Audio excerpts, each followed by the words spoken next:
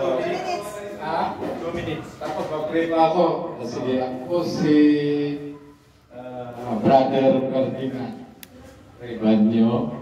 Ako po ay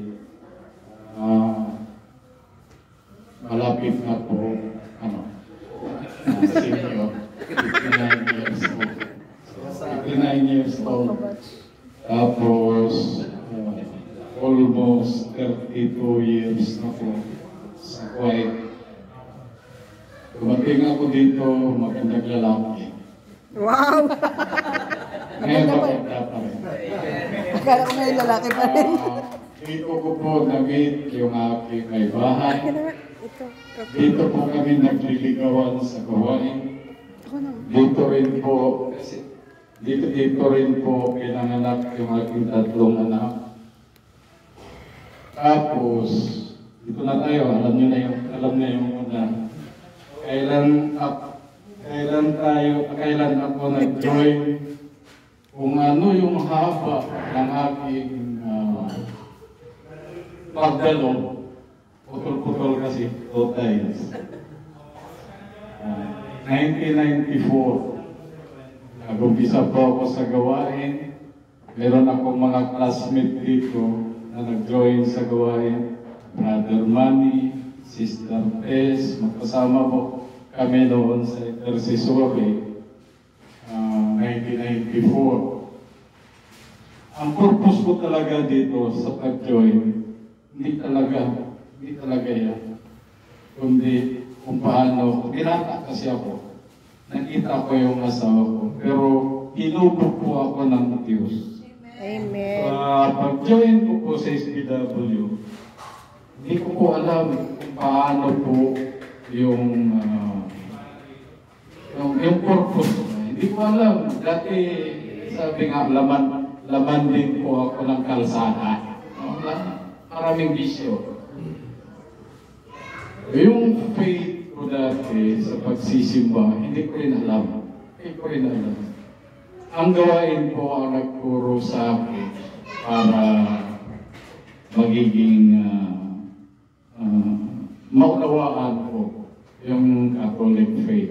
Malaki po itinulong kasi tagtad kami noon ng mga Bible study. So doon unti-unti kong inubo yung aking pagkatao, pinako. Lalo na yung na-meet ko na yung aking naibahay. Karoon na kami ng anak. Hinubog ako ng hinubog. Hindi lang ng panahon, kundi hinubog ako ng hinubog ng Diyos. So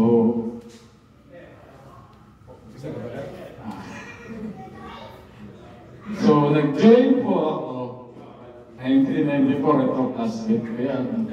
Kaso putol-putol lang si Brother Ferdinand. Putol-putol.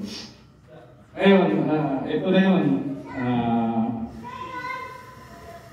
For 33 years, dito pala sa information na ito po yung trabaho. Suzuki Marine. Pag may tumatakbo dyan na nakakabit Suzuki, maalala niyo ako dyan. Kasi wala pong kumahawak yan sa buong Kuwait. Nag-upisa po ako ng healthcare. Yung humble beginning po healthcare. Ngayon, healthcare pa rin. Yung isang department ng Suzuki Marine, isa na po ako na kumahawak ngayon yan. So, masasabi, hindi ko man pinagyayabang strategies na po ako ng kumpanya. Kahit tumanda habang humahaba, kailangan marupot. So, yun po ang aking nagiging karanasan sa trabaho. Hindi ko ako nagpalipat-lipat, isa lang pong isa lang pong kumpanya. Tapos, kasi pag ang tao palipat-lipat, hindi makakaugat. Kaya umugat ako ng umugat. Sawa ng Diyos, ito po ang pinakamaganda for the past 30 years. Yung aking 3 anak,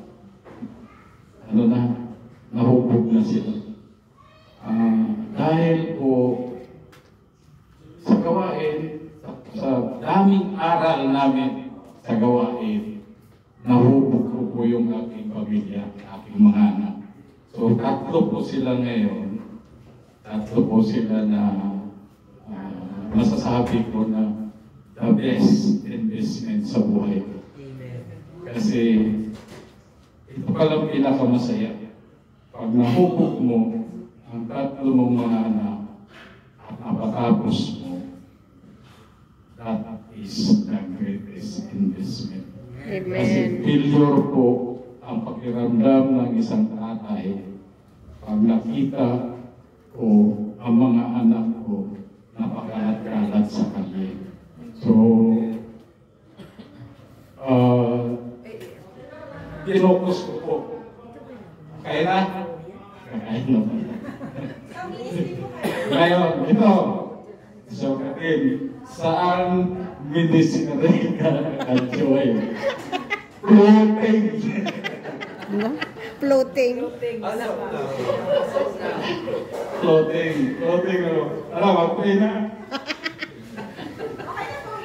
Kasi, hindi ko pa alam. Nandyan yung mga leader. Amen. Ako ay, Bisaya ako. Marami akong classmate mga Bisaya. Pero, alam niyo, by chance, napaaral po ako sa Baguio. By chance lang, mayroon po nagpaaral sa akin sa Baguio. Hindi, mahaba ang istorya na.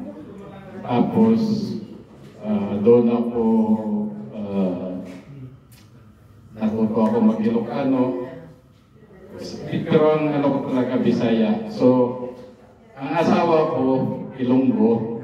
Doon kami nagtayo na bahay sa Iloilo. Tapos, alam nyo kasi na istorya kasi dyan sa Baguio. Bakit sa Baguio ngayon? Okay na? Ha? Okay na? O, sige. Tama na yun. Say by the bell. Pray mo na. Pray na.